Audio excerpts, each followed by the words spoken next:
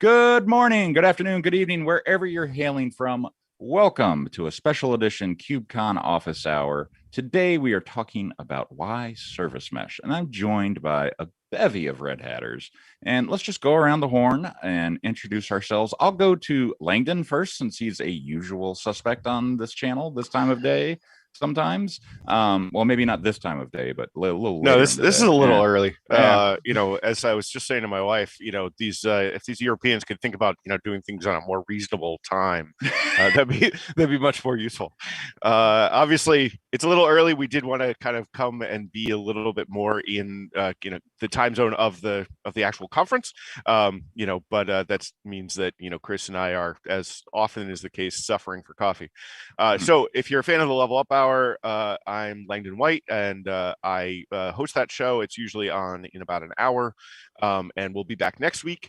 But currently, what I do at Red Hat is what's called technical marketing management, which means some weird term for, I kind of do things like dev advocacy for Service Mesh, among other things. And so here today, I'm, talking about Service Mesh with all of our friends here.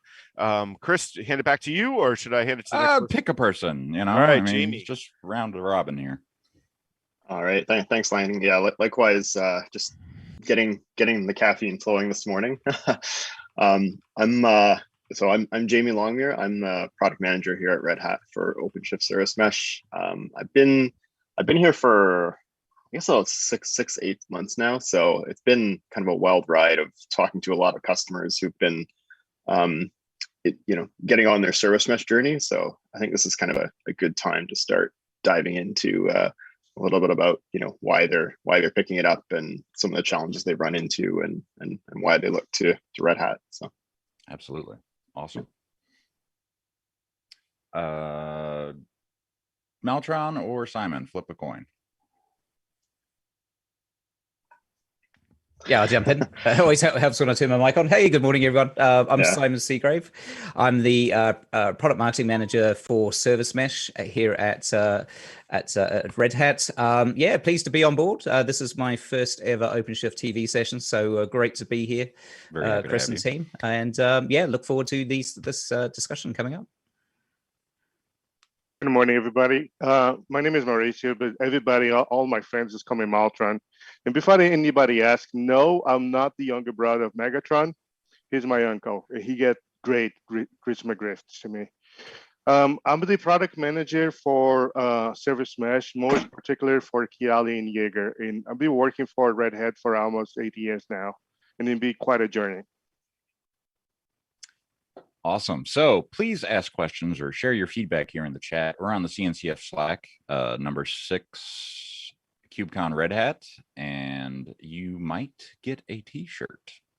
So yeah, it'll be one of those things where if you ask a good question, we will be happy to give you a t-shirt. Ship it straight to you kind of deal. Speaking of t-shirts, I mean, Simon, you are in marketing, and maybe we should open there. It's like, where are our t-shirts?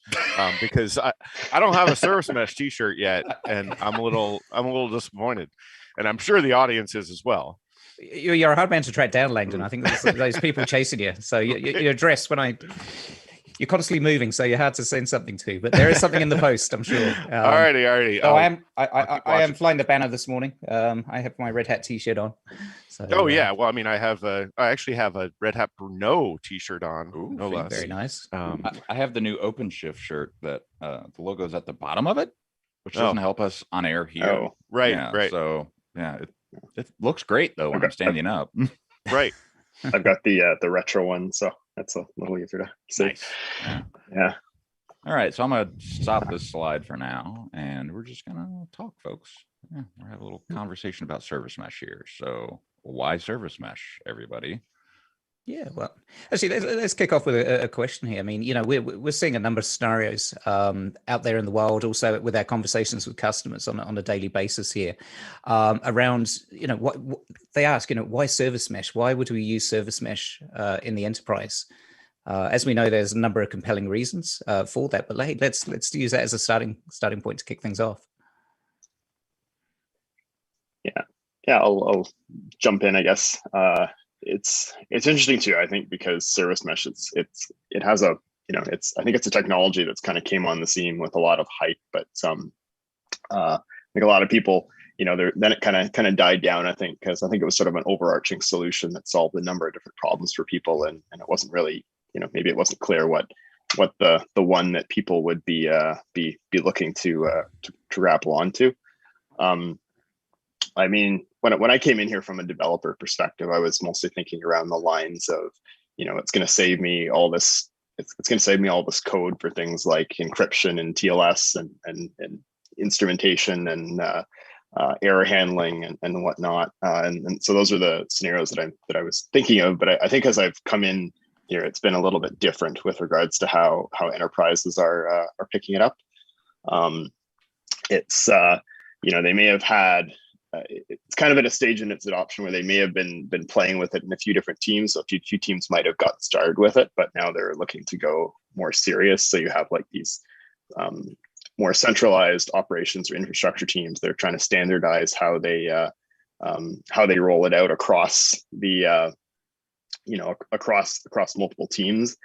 And I guess if I were to sort of sum it up as to I guess really why I see them adopting it, and we can kind of expand on this, but it's trying to bring some order to the chaos that you get when you have a lot of different teams developing microservices here and there. It's trying to bring some standardization, some high level security policies, control, some level of overarching control around things like who can talk to who and sort of need to know and whatnot around inter-service communication. So this is more important than ever, I guess. With a lot of companies out there adopting a cloud-native approach to things, and particularly microservice architectures, where you're breaking these huge monoliths or legacy application into smaller microservices. That's great, but that involves a lot of communication between these microservices.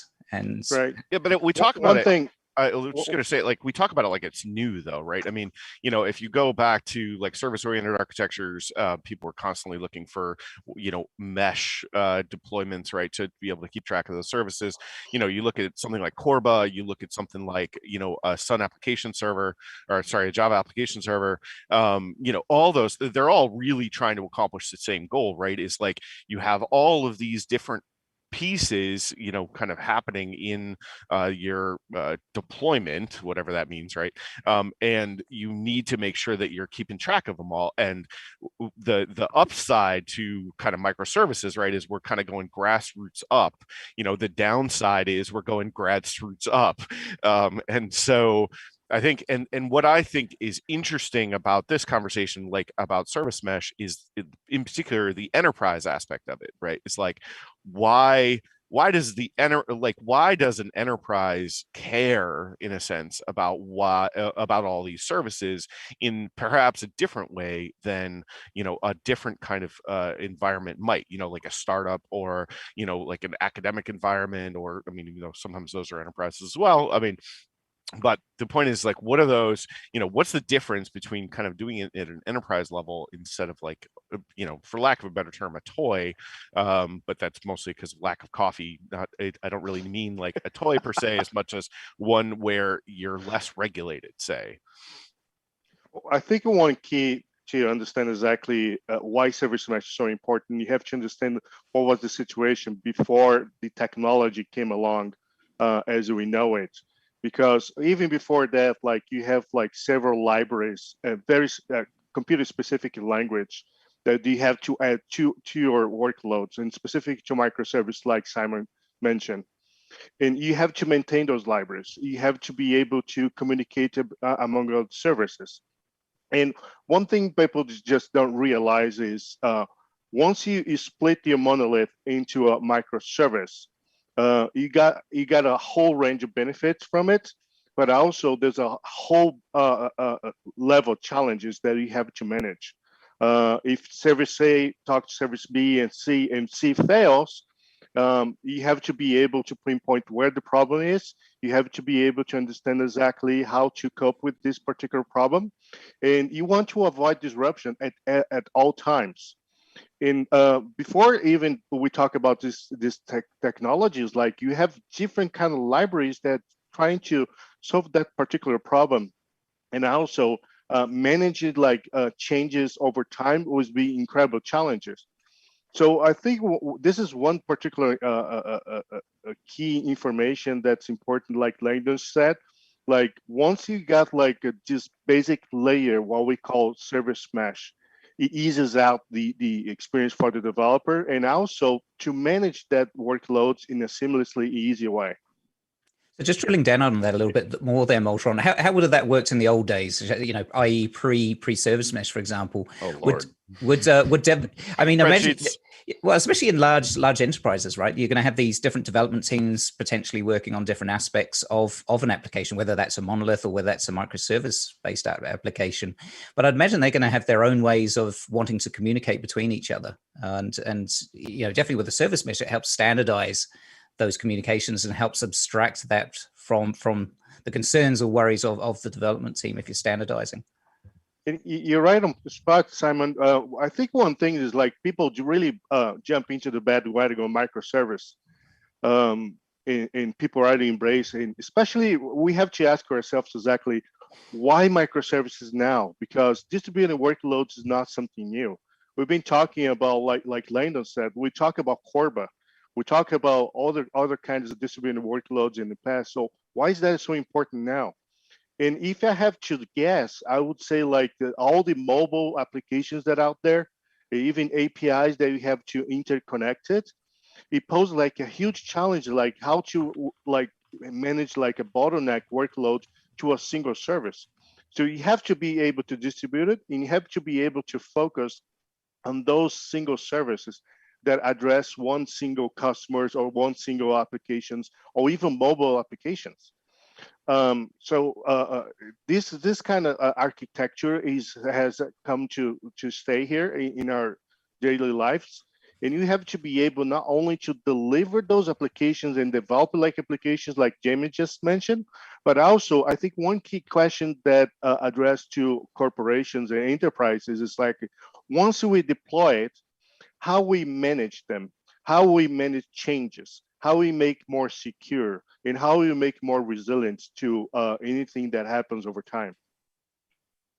I think one thing you hit on there with changes in particular is something that I think relates to where we see this land at large enterprises, because usually service mesh is not coming in as it's not new as you know, as Langdon said, it's not sort of the new thing that's driving it. I would say it's a lot of these companies are going through digital transformations where they're trying to change how, you know, they're trying to become from maybe a business that was centered around being, say, you know, a bank or a retailer before, and become a primarily a technology company and really have, you know, technology first. And so they maybe re-architect, they brought in new development frameworks. You know, they've had sort of pilot projects here and there to get started with new microservices. You might have had different teams adopting different development frameworks, different places. I used to, you know, before Red Hat, I worked for a vendor, which was an application development company, and we, you know, we would actually add a lot of the features of Service Mesh into the framework themselves, because we were into these higher, more complex distributed systems, and so we were thinking about a lot of these things. But it's not necessarily going to be the case at a large company. You're going to have teams that are doing things different ways, and so you get kind of this dimensionality problem that, you know, you have IT and infrastructure teams that may have adopted, you know, they may have adopted OpenShift. They may be a few years into their journey, but now they're kind of looking around the landscape, and they see different teams kind of doing different services in different ways, and it kind of looks like you know, the wheel of how to how to handle service failures might be being invented in one place here, and in another place you've got someone who's you know, bringing in their own security libraries, and then those services may have to talk to each other, and so there's sort of this big mass of experimentation, which they want to encourage, but at the same time they want to, you know, not have teams be trying to do the same thing everywhere, and start to bring some order to that, such that you know, as in any company, if one person moves around, they don't have to reinvent the wheel or rely on you know, each team to know how to sort of resolve the challenges of distributed systems that are, usually we end up learning the hard way, so things like network I was going to say reliability. that yeah, like I think that's an important point that gets lost a lot of the time with something like Service Mesh is, when you're, kind of doing development or application deployment or whatever at like kind of enterprise level, you don't, not everyone is a guru, right? It's very hard to hire all those, really high end, high level people. So what you want to be able to do is can you move the complexity out of the standard developer's hands and into some shared place, right? So it sounds like Jamie at prior company, right, prior life, they did that with kind of a centralized framework, which is fine. Problem is it's not very standardized across organizations, right? You can't take advantage of that kind of knowledge in other places.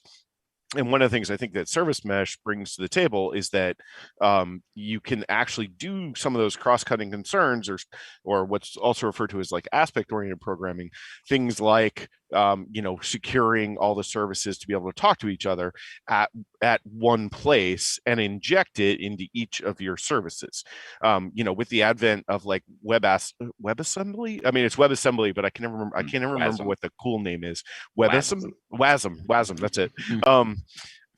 But what you can do there, right, is you can actually create your own, whatever, they call them sidecars in Kubernetes, but the idea is like you can create your own little cross-cutting concern and apply that across your entire infrastructure of applications or services without requiring, every single person to be able to write that code. And usually those cross-cutting concerns are the hardest things to write, like error handling, security, the things that you don't want your most junior programmers to be taking a swing at. So I think that's one of the other aspects of the service mesh concept that we tend to gloss over it, but is really, really important in an enterprise deployment scenario in particular, because you can take some of that hard, complicated development out of the hands of your junior developers, put it into a couple of experts who then write it for kind of everyone, right? Without also having to build your own, software framework that everybody has to use. And, when some people like Rust and some people like Go and some people like Python and some people like PHP, writing a framework is not trivial. So Langdon, actually, you touched on a couple of things there. So the first thing that stood out for me, I mean, the nice thing is if you learn the skill set, right, and the standardized, skill set around service mesh, it's something that you can pick up and apply to another position or another role somewhere else with another company if they're also leveraging the same framework.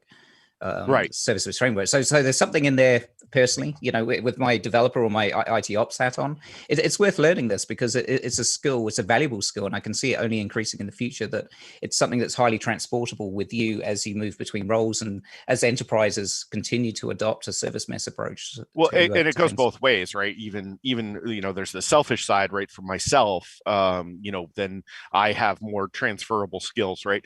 But also for the enterprise, right? If you're thinking about, hiring new developers, if everything that you're using internally is standardized, your barrier to entry for those new people is much, much lower, which is nice. So I think that's a very good point, and I think it goes both directions, right? Actually, I noticed we had a question come through on YouTube there from Kelly. Sorry, I apologies, my friend. Kelly and Naraman. Sorry, that's my best attempt there. We just take a swing at it. Yeah. But they've got a question there saying, look, what does this look like from a support perspective? You've implemented service mesh in the enterprise there.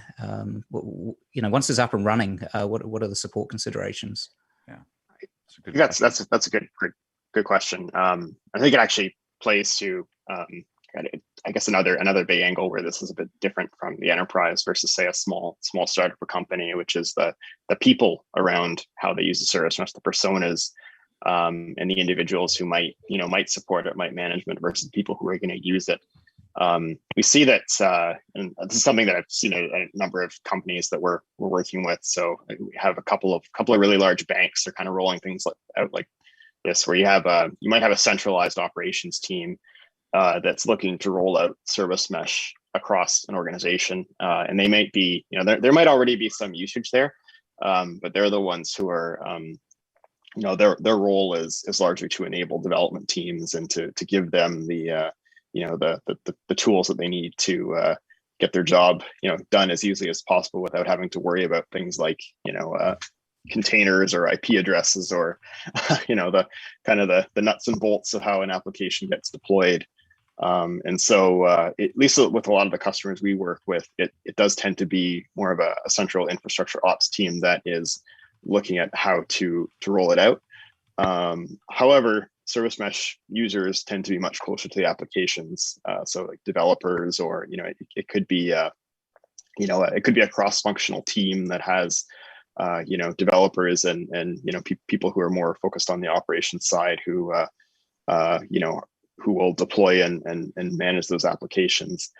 But I think just having this sort of separation of roles between the person who's going to roll out the service mesh and make sure that people have what they need from it versus people who are going to use it is something that we see, and that's why with OpenShift Service Mesh we have a strong distinction between the cluster administrator, who is a person who might again roll out and administer that service mesh, and they're the one who's going to be supporting it. So if a development team has an issue or they even want a service mesh, they might reach out to this infrastructure team who's going to deploy a service mesh instance for them that they can then start to use. And so that it might actually be the team itself that's administering that service mesh. And so that's why one of the unique features of OpenShift Service Mesh is the fact that it has this multi-tenant model where you can deploy multiple service meshes that are completely isolated within an individual OpenShift cluster. And so that's entirely for that model. So the administrator is the one who's gonna have a view and some level of control over all the meshes. But for each individual mesh, you might have a team or a group of people who development team, for example, that's responsible for a set of services, and they're going to have full control over their area of the mesh without being able to interfere with any of the others. So that's kind of the rough distinction of personas that we support and see with a lot of our enterprise customers. One thing is important. Like most of our customers is particularly in financial institutions like large banks, like insurance companies, and they want to rely on something that really is enterprise grade level that you can start using and is very secure. And this is something that we take very seriously, especially in our product, is trying to offer something that the customers can rely on. And if they have any facing problems, they can see Red Hat as a partner to support them in their particular journey. We also help them out, the customers, trying to get these solutions. But sometimes one thing that we see as one big example in 2021 is the 5G rollout that's happening all over the world. So a lot of partners is trying to develop solutions on top of service mesh, so they can actually cope with the high load and high workload demand that comes from these particular solutions. And also they have to be able to trust on whoever is providing the service mesh to be a good example of that. Well, I think that also goes back to kind of my earlier point a bit too, is one of the other advantages of being able to have a place to stick cross-cutting concerns is you can then take help from vendors, right? You can take help from third parties, because somebody else who's an expert in auditing, let's say, you can take a widget from them and have a place to deploy it across your enterprise or across your set of applications or across your services, and do that in a really consistent way without at least for me, when I played an ops person on TV, as I used to say, I was terrified of ever introducing any new software into my actual environment, right? Because it puts the thing that I care about at risk, right? So even if I would need to institute something like auditing, putting that actually on the servers makes me very, very nervous. But if I can put it in, in the concept of whether it's in Kubernetes or something else, the concept of a sidecar, I feel a lot better because I know that if it goes down or it breaks or it has problems, it's not going to break everything around it. At least in ways that I can't quickly get out of, right? So I think that's a good point. Actually, that also raises another point that we see a lot with customers who are adopting service mesh is basically reducing the blast radius of if something goes wrong in their services, right? Like if you, and I mentioned that the multi-tenant architecture as well. Well, okay, you have one OpenShift cluster. Well, at least if something gets compromised and it's in one area, it's contained to one mesh. Even within that one mesh, you can specify exactly who can talk to who. So it's you can really contain what happens. A lot of our customers ask for zero trust networking, and that's a bit of a buzzword across the internet, but I think it gets lumped in with service mesh. I think the way I prefer to think about it is less about sort of zero trust, but it's more like need to know networking, where it's it's not so much let's be honest, if it's absolutely zero trust, nobody's talking to anybody and nothing's happening. So it's more about just minimizing awareness of data and minimizing the level of permissions that you're giving across the mesh and across for both individuals and services. So it's similar to that, I hate to constantly quote it, but I think it's a really good example. The famous Bezos memo inside of Amazon about, every service that you create should be externally accessible, right? And so what does that mean? Well, that means that every single service that you have, needs to have some sort of mechanism to do a login, to provide like attestation, all that kind of stuff, which is not something you think about when you do things kind of internally facing. But I think this advent of buzzwords, but there's like a lot of buzzwords, there's some truth to it. Zero trust networking, there's probably others that I can't think of right this minute, but basically the idea that if you consider your services self-contained, you will have less trouble later, right? One of the ways to deliver that without having to make every single person write every single piece is to do things kind of like cross-cutting concerns or whatever. I think there's a lot of really good advantages. I actually wanted to quickly mention, just because there was a question here in the audience about, and we have some other questions teed up, but I think this one's quick, which is basically like, what does SRE and service mesh have to do kind of with each other? And one of the things that I think is really, it's like, for me, it's like, service mesh is an SRE's dream, right? Like that's where you want to be doing, being a site reliability engineer. If you're unfamiliar with the term, there was a famous book about it a few years ago. But basically, the idea is instead of basically putting out the fire of a given application in production, you not only do that, but you also figure out what lit the fire and keep that from happening in the future.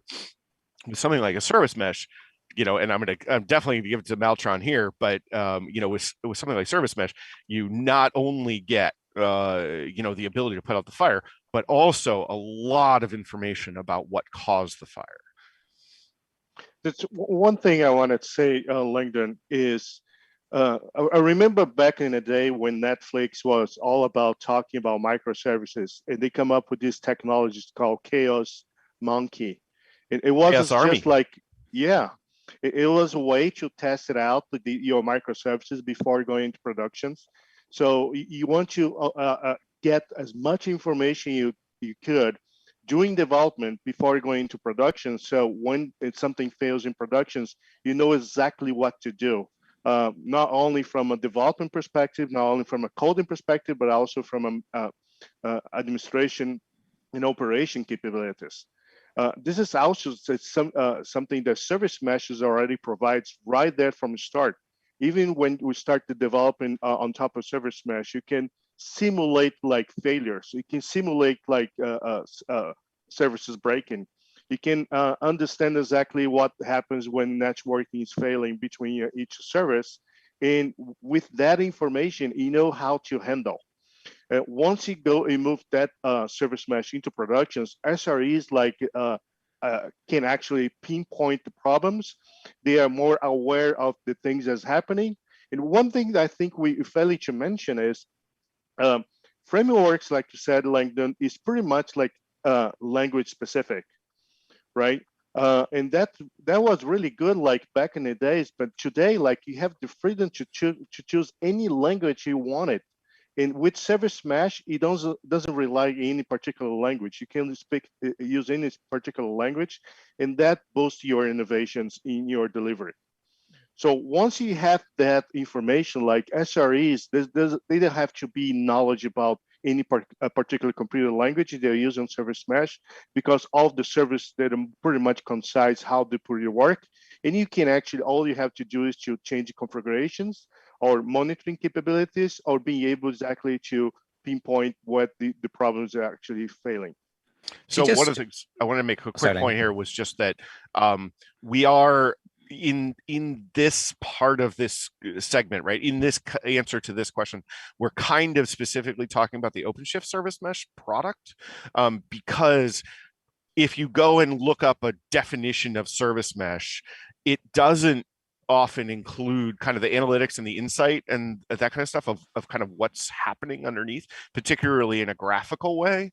You know, the thing that we ship and we call OpenShift Service Mesh is actually made up of a few different upstream projects, right? Which is fairly typical. You know, look at RHEL, for example. It's got a couple of other things in there besides Linux. You know, so in that, right, what we actually deliver is the upstream is similar to Istio, right? And then, but then there's also Kiali and Jaeger. And we feel like that set of tools is really what you need in the concept of an enterprise service mesh. You know, maybe you need any individual piece, you know, in some other scenarios, but that's what we really think you need to deliver to get a true kind of service mesh experience. So I just wanted to clarify that, you know, we're technically using a slightly incorrect term when we say we want to understand what's going on from a diagnostic and systems level. Actually, that ties nicely, Langdon, into a question that we had come through on YouTube there around exactly that, actually, application profiling and performance monitoring. You know, what's on offer with regard to service mesh with regard to that. So I think that answers that question nicely. So I think I can answer that. That's one thing is like based on the architecture of the service mesh, there's one particular component that goes together with each service we call the sidecar. And the sidecar is actually communicating between all the meshes, and also the people actually control the configuration to call the control plane. And that information is come across. Also, there is a lot of telemetry. And from that telemetry, we have tooling especially in the issue offering, and also in our products, we call the Kiali and Jaeger.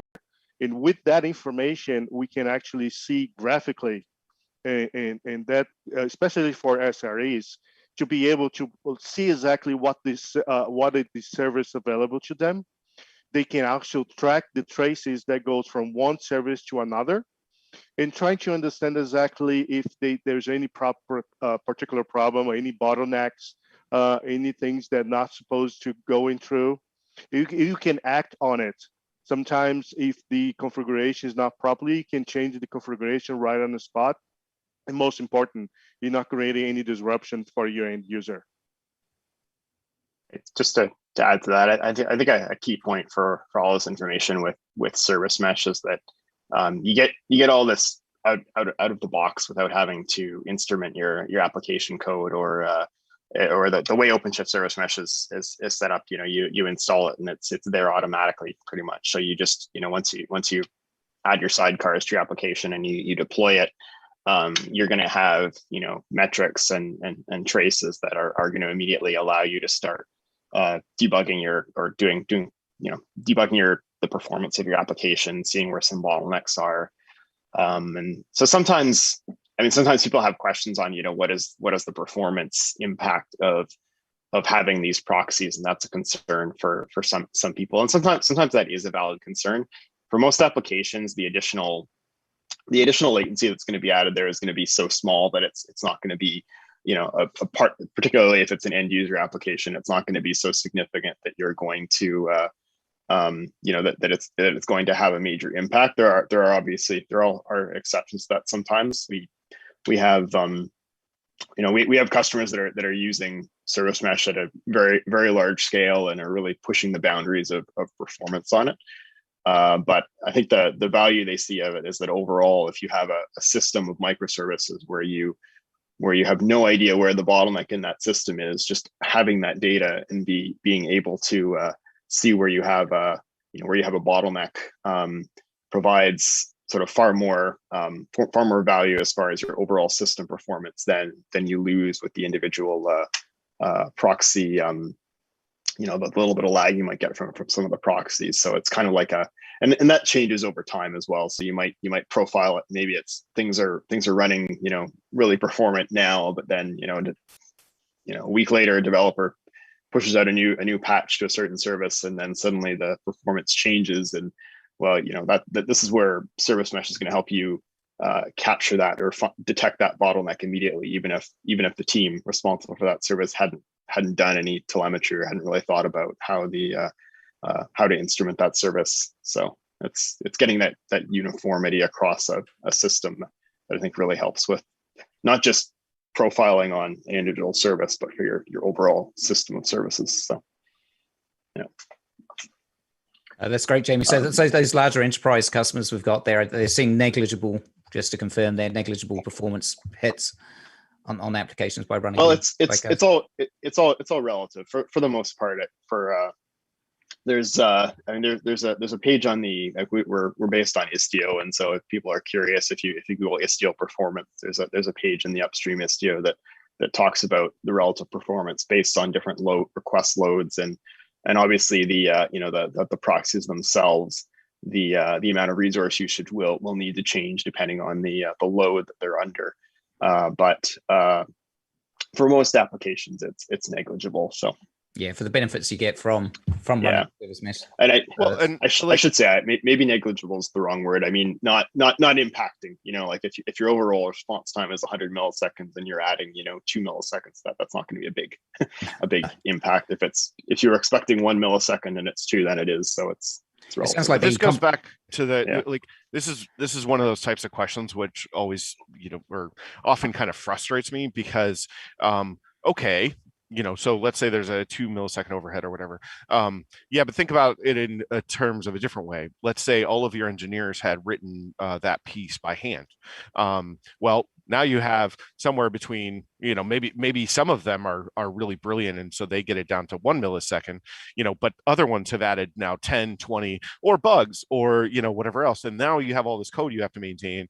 And, there's all these other considerations where, yes, it can't be an unreasonable amount of overhead, but at the same time, recognize the trade-off you're making, right? That it's not just about numbers, and so I think it's really important to kind of don't gloss over the fact that you're saving lots of development time, you're lowering your risk of application bugs, right? You have all these other advantages that you're getting that are unrelated to a slight performance impact. I mean, you have to ask yourself, how much does it cost, like a service not running, or you're not serving your users by the end of the day? I've worked on multiple projects where service not running is $1 million a minute, for example. Some of the banks I worked with, not cool. Same thing here. Back in my IT ops or IT admin day, honestly, I would have given a left leg for this because I used to work for a large multinational oil company, and I used to be responsible for the servers in the North Sea. As administrator, I was the buck stopped with me basically. All the applications running on there, and basically, I was always told that if one of those servers went down, or one of those services went down, we started losing £1 million, because I was in the UK at the time, £1 million per minute. I mean, another example was actually regulation side too. Is I did a lot of work for pharma, and there's a thing. What they do is every time there's a negative drug interaction, that has to be reported to the feds, right? About the fact that it happened. You drop one of those on the floor, like just a single transaction that you just lost, Right. that's $1 million fine. So it's not only the kind of straight up kind of losing money, but it's also, there's whole regulatory spaces where it's a big deal if you make these kinds of mistakes. So yeah, I just always like to kind of give, there's other kinds of things that you should also be thinking about that isn't, the obvious, how many dollar transactions are you making? Yeah, definitely. One of the topics we touched on earlier on in the piece, and I see it's come up as a question in the chat there from a viewer, is can we provide sort of some more, let's delve into the service mesh security side of things a little more. What does service mesh come with? What's the the value add with implementing service mesh and security?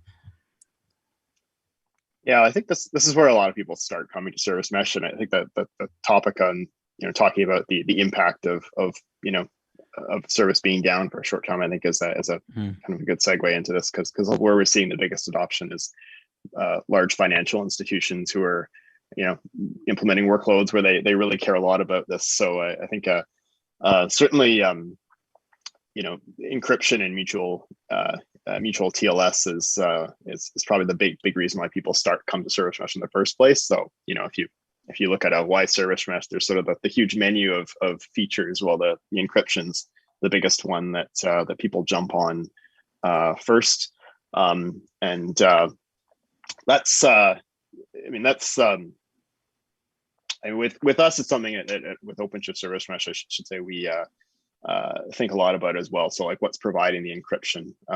In our case, we're able to leverage OpenSSL, the OpenSSL libraries that are created by the Red Hat Enterprise Linux team, for example. And so we're able to dynamically link in those OpenSSL libraries, which are FIPS, which are actually FIPS validated. So they go through the lengthy NIST process of getting validated, and we're just able to take advantage of those. So that means, without going into the sort of the more regulatory side, is that those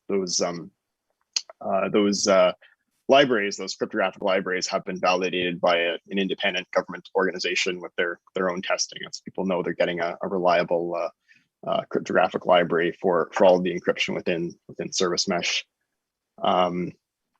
I guess other ways that we really consider security a lot is just, again, thinking in terms of need to know with regards to access around service mesh.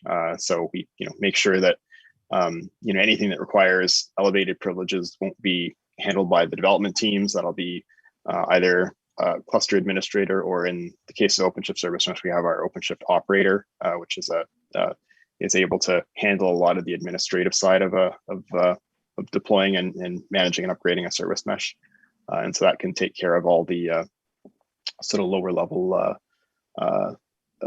things like configuring networking for the pods and containers between the application container and the proxy, so that doesn't require an elevated level of permission. So a lot of things like that we really kind of go deep on to make sure that our boat doesn't have any leaks in it, so to speak, with regards to security.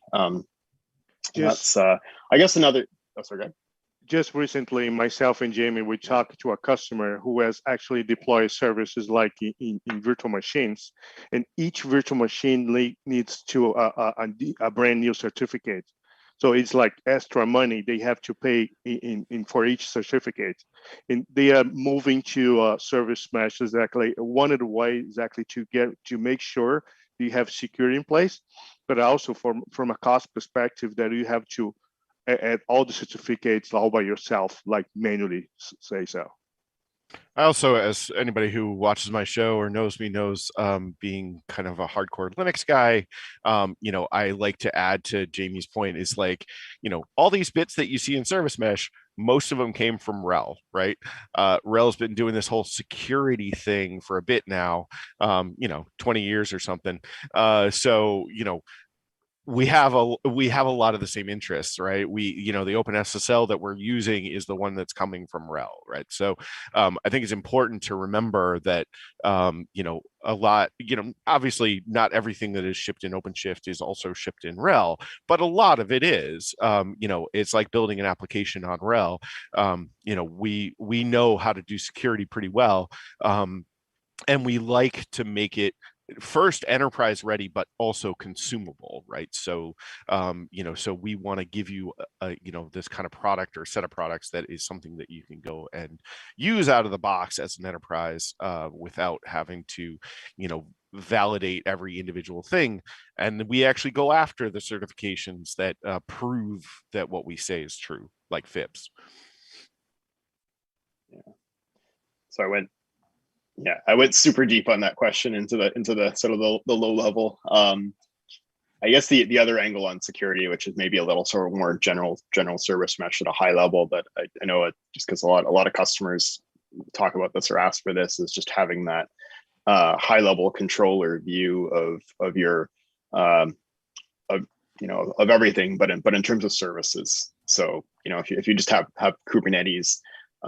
Kubernetes does have the concept of the service, but I think traditional network security revolves around things like IP addresses and ports, and then you get into Kubernetes security, and you've got pods and containers, and you do have service accounts and whatnot. But when you're coming up to the service level, you're thinking more in terms of services themselves, and so in terms of being able to write policies about who's allowed to talk to who when you get to the service mesh level, that's more in terms of services, which is closer to business domain, which is so you're kind of you're being able to apply security policies and rules less so at the level of IP addresses and infrastructure, and more at the level of business domains and business pieces.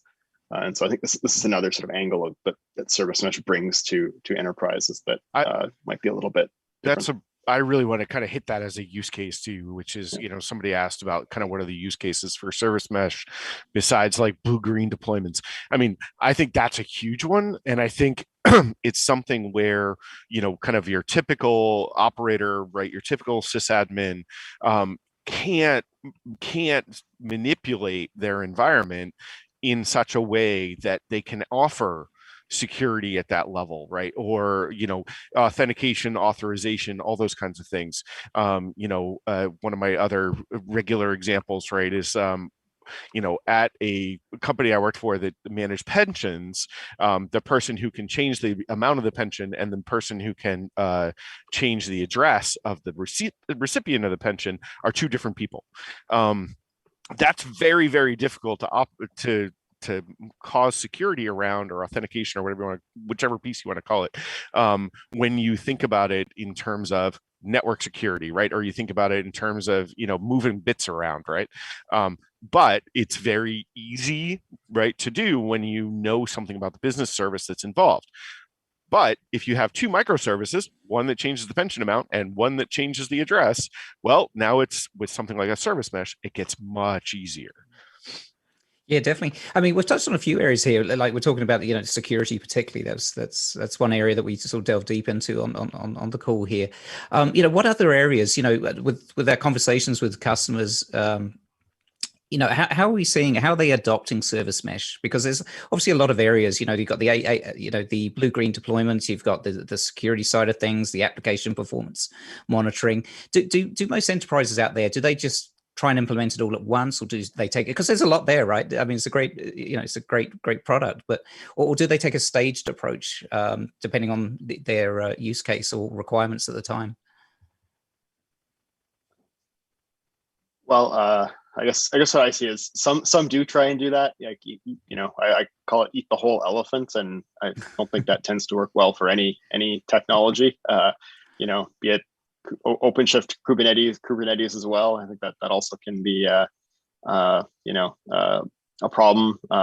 Which I think is also why by the time we come in, oftentimes there's been a pilot here or there of some team that's a little bit of experimentation in a corner or something, and it's usually when I say where most companies now is they have ours, they have that POC that one team that's tried it out, and now they're looking to expand.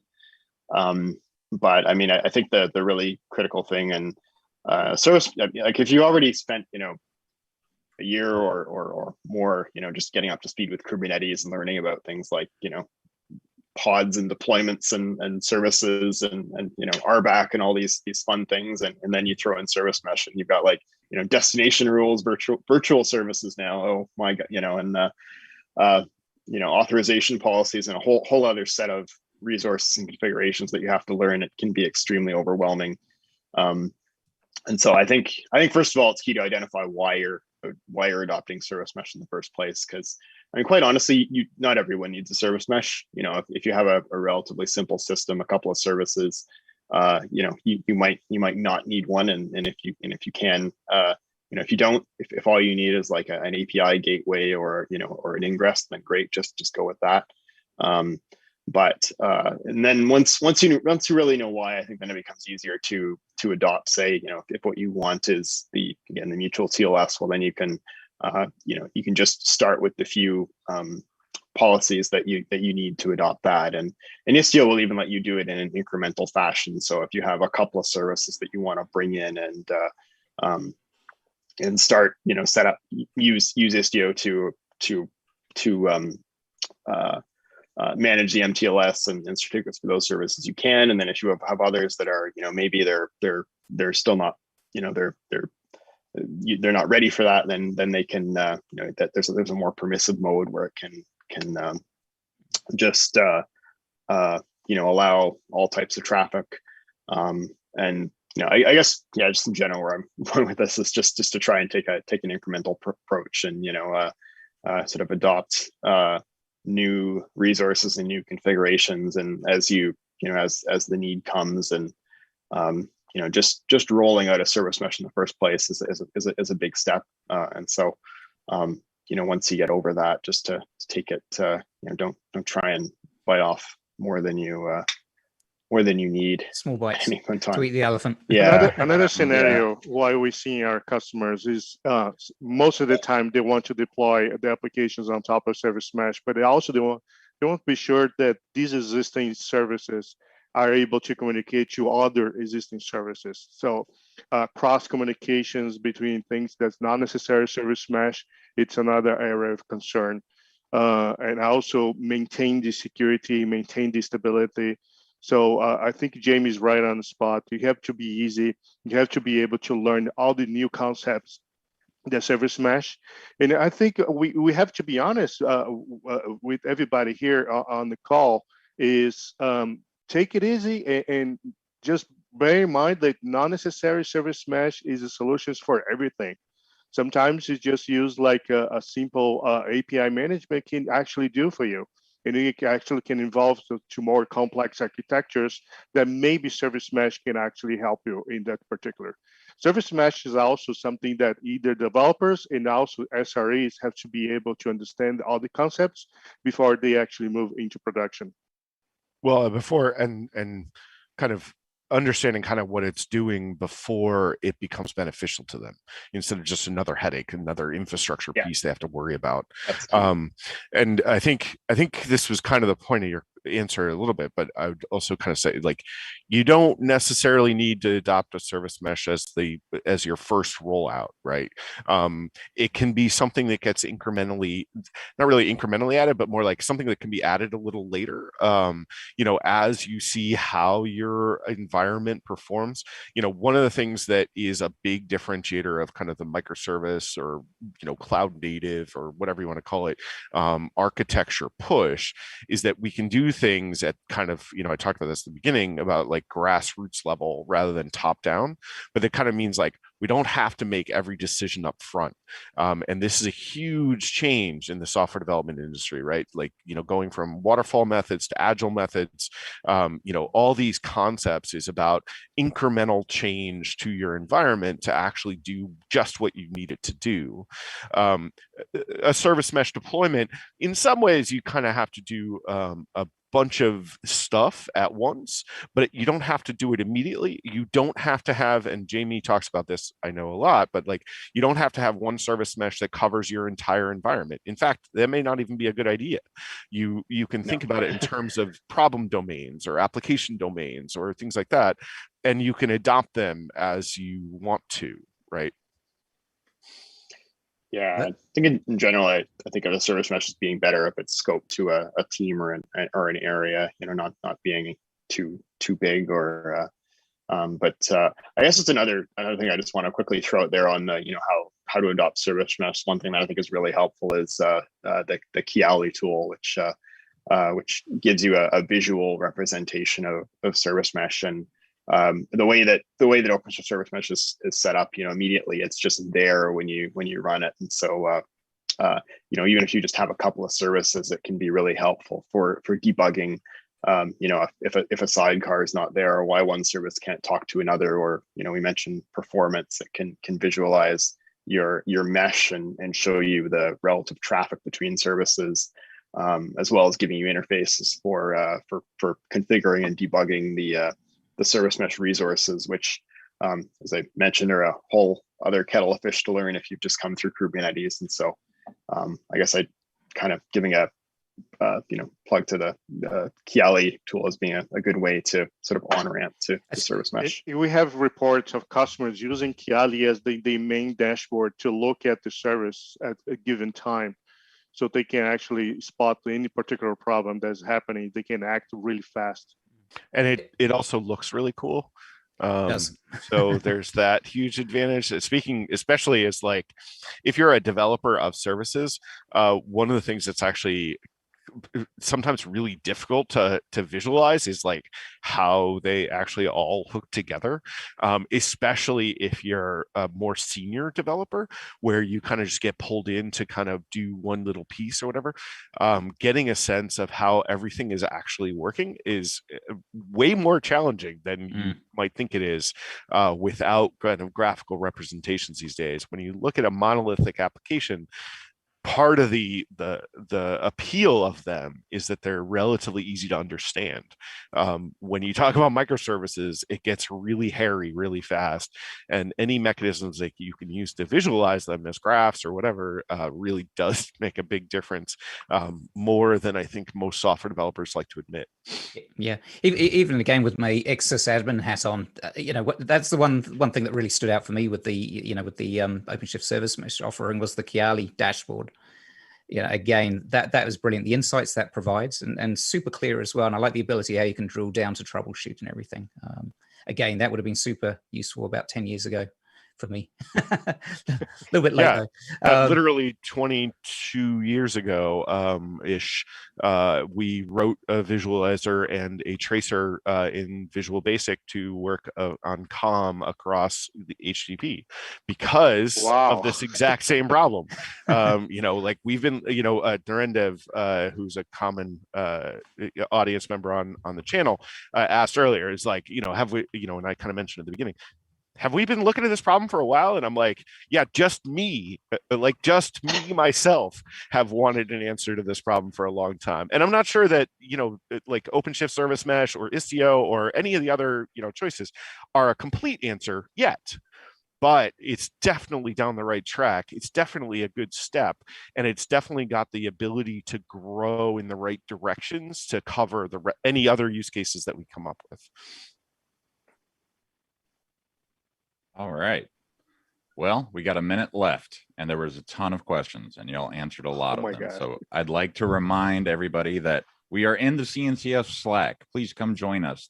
The channel name is 6-KubeCon-Red Hat, and we can continue the discussion there, and we can all go about our merry little day and know more about Service Mesh. But if you have more questions, feel free to join us. And definitely let us know there or elsewhere. If this was useful to you, we are happy to do more. We could do it on the Level Up Hour. We could do a one-off show. And talk about this more. I think we were all nervous that there wouldn't be any questions at all. So we're pretty excited that there are so many questions. We're happy to talk about this stuff as much as you would like, probably more than you would like. So please let us know if you think we should do it again. JP Dade says yes. So well, there you go. Now. All right. So thank you all. This was a great session. Thank you everybody in attendance. Thank you all for being on air today. I know for some of us it's a very early morning thing. Langdon, do you have the link to the CNCF Slack handy? Cloud native. How do I get cloud-native.slack? Yeah, it's cloud-native.slack.com. All right, let me grab that. I got it. There we go. All right. There it is. Cool. I thought you meant the deeper invite link, but I think you can get to it from there. Yeah. I think you can get to it from there. If not, it's definitely on the hit me up on site. Twitter at Chris Short or email me short@redhat.com and I will get you in somehow, some way. So with that, I would like. Pretty sure you're taller than me, Chris. Yes, I am. He's taller than most people. I am a walking oxymoron, as I like to call myself. I am the human embodiment of don't take yourself too seriously. My last name is Short, and I'm 6'4". So if in meters, that's about I forget, 2, but it's 2 and change. Yeah, like 2 and change, I think. Yeah. So I'm pretty tall. Last name Short. It's awesome. Like it's been an amazing part of my life. So I like it. So thank you all. A bit like my surname there, Chris. I never go sailing for obvious reasons. So. Yes, because you'd go down with the ship. Oh man, don't go sailing with me. Yeah. If I ever offer, run the other way. Fair enough. This has gone very hard. Very dark. And with that, have a great day, everybody. Exactly. Enjoy KubeCon. It was lovely. Thanks, everybody. That's great. Bye-bye. Cheers.